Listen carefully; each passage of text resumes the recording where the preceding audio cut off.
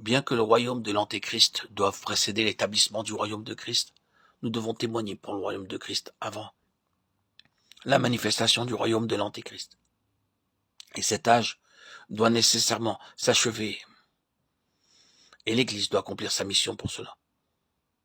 Naturellement, il ne s'agit pas d'un nouvel évangile, c'est seulement un aspect du seul évangile qui pendant trop longtemps a été négligé par le peuple de Dieu, car tous les apôtres ont proclamé cet important aspect de l'évangile. Après sa résurrection, le Seigneur Jésus lui-même a parlé à ses disciples de ce qui concerne le royaume de Dieu. Acte 1, 3. Si nous voulons continuer l'œuvre des apôtres, nous devons témoigner les mêmes choses qu'eux. L'Église a grandement oublié la victoire, l'autorité et le trône de Christ. Celui qui ose témoigner que Christ seul est roi et non pas Satan, prêche réellement l'évangile du royaume des cieux. Ne soyons pas de ceux qui se méprennent à l'égard du temps où nous sommes. Il y a un seul évangile qui correspond à l'époque du royaume de Christ. En déclarant ces choses, nous ne disons pas qu'ils ne doivent être annoncés rien d'autre aujourd'hui.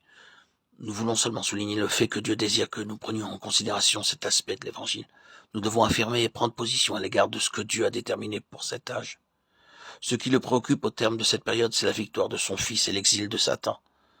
Si nous ne sommes pas un avec Dieu dans cette même pensée, c'est-à-dire si nous ne prenons pas garde à ce qui fait l'objet de l'attente de Dieu, nous n'accomplirons pas la volonté éternelle de Dieu. Et cela malgré la grandeur de l'œuvre qui nous occuperait actuellement. Si tel était notre cas, nous serions bien loin du désir du Seigneur.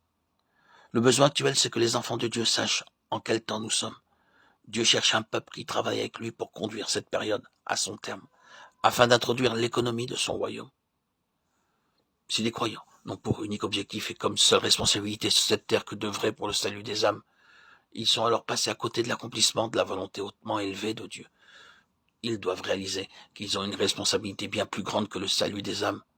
C'est de contribuer à conduire cet âge à son terme pour pouvoir introduire la période du royaume de Dieu. Leur grande responsabilité, c'est d'attester la destruction de Satan, l'adversaire de Dieu, et de toute la puissance des ténèbres. Ils doivent considérer cela comme le principal objectif de toute leur œuvre. La prière, ce n'est pas seulement quémander, mais c'est porter atteinte à Satan. Sauver des âmes, ce n'est pas uniquement sauver des personnes, mais c'est reconquérir le terrain usurpé par le diable. S'il vous plaît, ne vous méprenez pas. Nous ne rabaissons pas l'œuvre d'évangélisation, car le salut des hommes et des femmes est une chose glorieuse et qui ne doit jamais être dépréciée. Mais dans cette œuvre du salut des âmes, ne perdons pas de vue le royaume. Nous deviendrons des collaborateurs de Dieu très précieux si nous avons vu le royaume de Dieu et les choses qui concernent le conseil prédéterminé de Dieu à l'égard de son ennemi. Pourquoi, lorsque les enfants de Dieu témoigneront du royaume des cieux, la fin arrivera-t-elle? Nous devons une fois de plus bien saisir l'importance et la valeur d'une étroite collaboration entre Dieu et les hommes. Dieu veut que la fin de cet âge arrive. Cependant, si ces enfants faillissent dans leur collaboration avec lui en témoignant de leur opposition à cet âge et en désirant la venue de son royaume, il remettra plus tard la venue du royaume. Mais lorsque les enfants de Dieu prennent position contre la manifestation du royaume satanique dans ce siècle présent et prient pour la venue du royaume des cieux, Dieu se lève et agit.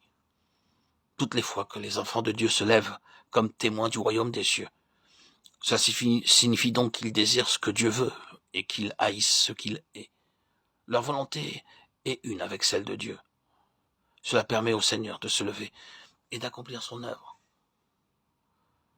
Ne présumons jamais que la fin de cet âge présent sera quelque chose qui arrivera de manière automatique. Non. Si nous ne désirons pas faire la volonté de Dieu, cette volonté divine demeurera cachée.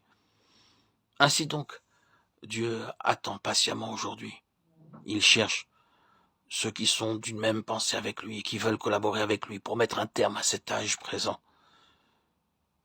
Qui parmi nous désire accomplir cette grande œuvre? Quels sont ceux qui parmi nous veulent en payer le prix?